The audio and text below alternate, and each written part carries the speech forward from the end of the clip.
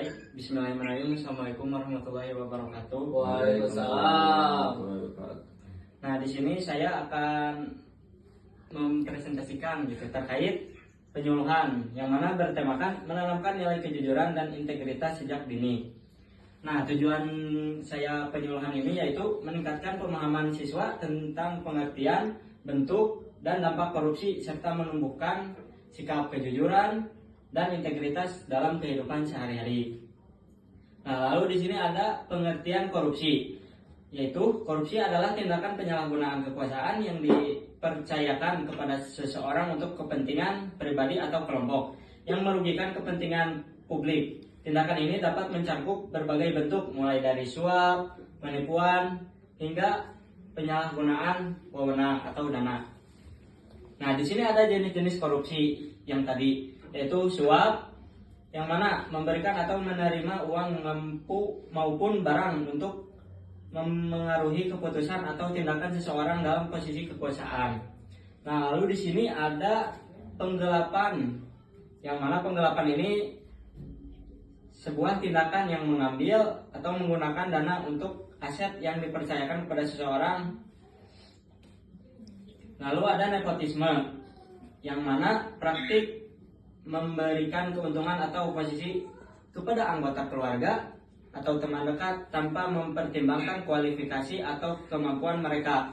Lalu ada kolusi, yang mana tindakan di mana ada dua atau lebih pihak bekerja sama untuk melakukan sesuatu korupsi, seperti mengatur tender atau kontrak dan keuntungan lainnya untuk keuntungan bersama. Lalu yang terakhir ada penyalahgunaan wewenang, yang mana tindakan menggunakan kekuasaan yang dimiliki untuk kepentingan pribadi atau kepentingan kelompok yang dapat mencakup tindakan diskriminatif atau merugikan orang lain. Nah, di sini ada dampak korupsi. Yang pertama, dampak terhadap individu. Dilihat dari segi pelaku, korupsi dapat didorong dalam membentuk ketika dipertimbangkan sehubungan dengan pelaku korupsi karena mereka melakukan korupsi. Lalu yang kedua ada dampak kepada organisasi. Korupsi pula kepada organisasi yang menjadi korban korupsi atau biasanya berkontribusi pada korupsi dalam tahun. Lalu yang ketiga ada dampak kepada masyarakat. Nah, jadi masyarakat pada pada umumnya beranggapan bahwa apabila terjadi perbuatan korupsi, maka pihak yang akan paling dirugikan adalah negara. Tetapi masyarakat juga dapat merugikan dirinya sendiri melalui korupsi ini. Nah, di sini ada pencegahan buat korupsi. Yang pertama, mengintegrasikan pembentukan anti korupsi dalam kurikulum, kursus terkait seperti etika profesional, hukum, dan kewenangan.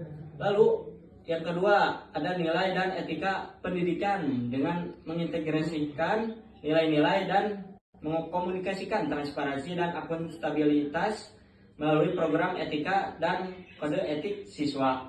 Yang ketiga, kepemimpinan oleh siswa yang secara aktif bekerja sama di organisasi kampus dan mengembangkan kualitas kepemimpinan yang konsisten. Yang keempat, ada kerjasama dengan agensi anti korupsi melalui magang dan program pelatihan langsung. Dan yang terakhir itu ada seminar atau diskusi panel atau kuliah tamu tentang korupsi dan dampak komunitas. Nah, jadi kesimpulan yang tadi saya jelaskan dari atas itu bahwasanya korupsi ini nyata masalah serius yang dihadapi banyak negara, termasuk di negara kita di Indonesia. Menanam nilai anti korupsi sangat penting sebagai bagian dari upaya untuk pencegahan jangka panjang. Nah, di sini di sebagian lembaga pendidikan atau universitas memainkan peran yang sangat strategis terkait memahami atau mendesain karakter moralitas siswa untuk mempraktikkan prinsip-prinsip integritas dan korupsi. Apakah cukup dimengerti atau ada yang ingin ditanyakan? Cukup, Pak. Cukup. Oke, baik. Terima kasih atas waktu dan perhatiannya. Semoga bermanfaat penyuluhan yang saya sampaikan.